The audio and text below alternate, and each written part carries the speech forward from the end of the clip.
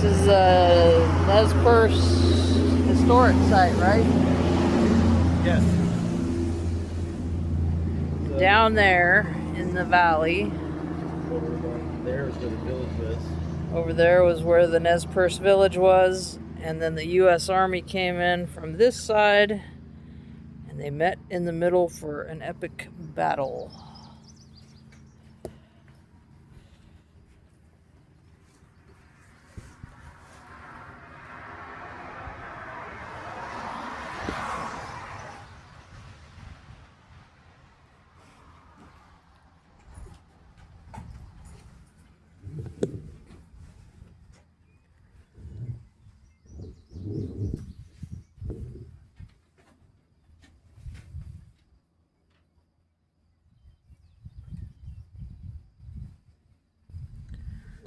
That's a lot of land down there. Pretty epic. What's that?